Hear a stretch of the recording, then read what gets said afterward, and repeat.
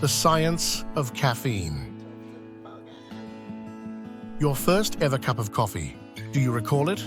The surge of exhilaration and a notable surge in concentration and motivation, perhaps even some slight euphoria. Now contrast this with the subtle effects of this morning's coffee, maybe a slight shift from drowsiness, or maybe you felt nothing at all. So what's transpired between the initial enchanting sip and now? Tolerance. Encountered predominantly in tea, coffee, and energy drinks, caffeine reigns as the world's foremost stimulant. While it can sometimes induce some anxiety in certain people, we generally associate a steaming cup of coffee with elation, alertness, and for some, a sense of solace. Regrettably, the truly euphoric effects are reserved for those unaccustomed to its influence. If you drink coffee regularly, it's more likely that you'll primarily experience caffeine's rousing impact with little deviation. A mere single cup of coffee daily is ample to heighten your caffeine tolerance. And before you contemplate reaching for that second cup, bear in mind, caffeine tolerance is an impregnable fortress. There comes a junction where further intake yields diminishing returns. Should you seek to optimize the advantages of caffeine, perhaps consider a gradual tapering off, affording your tolerance to fade. Caffeine reigns supreme as the most widely used central nervous system stimulant across the globe.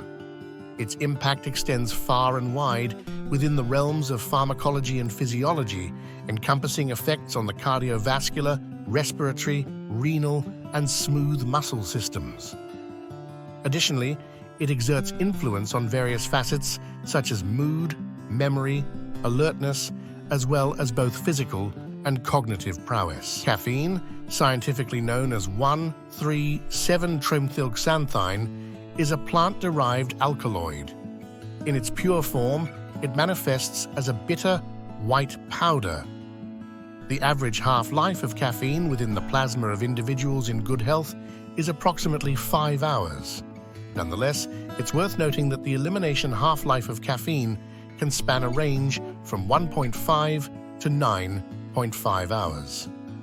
The potentially lethal acute oral dose of caffeine in humans is approximated to be within the range of 10 to 14 grams. Consumption of caffeine in quantities of up to 10 grams has been linked to instances of convulsions and vomiting, albeit with full recuperation observed within a span of 6 hours. Excessive doses may give rise to initial symptoms like restlessness, nervousness, and irritability, which may then escalate to delirium, vomiting, neuromuscular tremors, and seizures. Additional indicators encompass tachycardia, rapid heart rate, and heightened respiratory rate. Now we'll discuss how caffeine works in the body. In the realm of cognitive tuning, caffeine yields a nuanced influence. It blocks diverse adenosine receptors within the brain, each yielding distinct effects. The A1 receptor, when subdued, thwarts the onset of lethargy, thus fostering a heightened state of vigilance. Conversely, the A2 receptor's inhibition by caffeine orchestrates an elevation in dopamine, culminating in a cascade of invigoration and an uplifted mood. It is worth noting that the A1 receptor appears impervious to tolerance, perhaps accounting for caffeine's perpetual potency in rousing the senses. Conversely, the A2A receptor, subject to tolerance and desensitization, explains why seasoned coffee connoisseurs often find themselves bereft to the true pangs of coffee stimulation, even amidst the consumption of copious cups. Benefits of caffeine.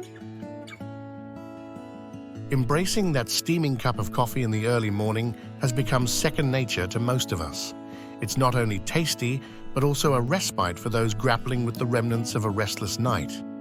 Yet, should you seek another rationale to indulge in the coffee ritual, here are some scientifically backed advantages to validate your coffee intake. Caffeine can enhance cognitive proficiency.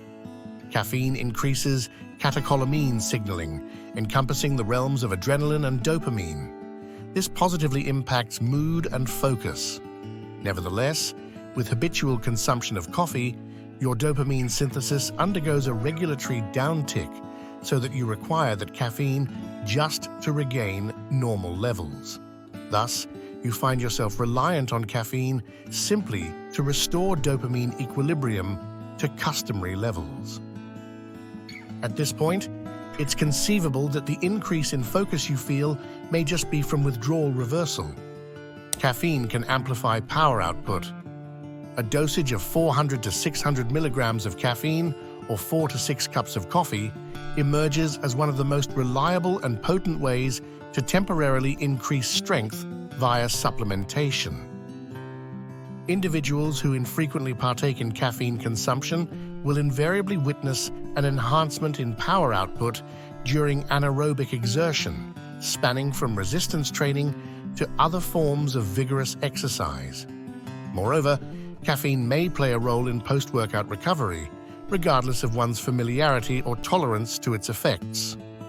Co-administering caffeine with carbohydrates serves to expedite the replenishment of glycogen reserves, a facet of paramount importance, especially for those who engage in frequent or high-intensity bouts of exercise in a single day.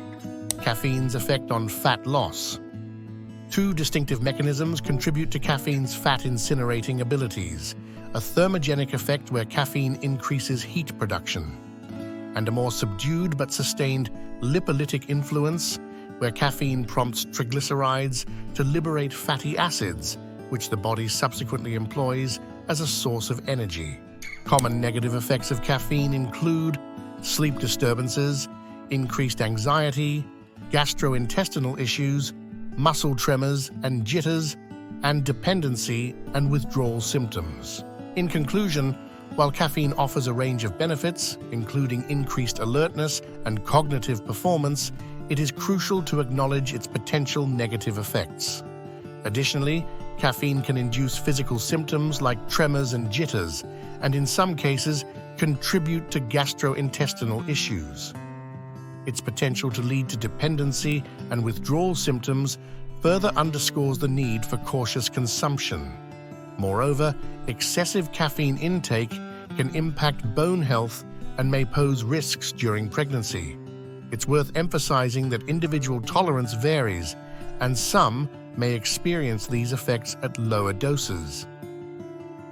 Hence, a mindful and moderate approach to caffeine consumption is essential. It is prudent to be aware of one's own sensitivity to caffeine and consider potential underlying health conditions. Ultimately, balanced and informed choices regarding caffeine consumption can help maximize its benefits while minimizing potential drawbacks.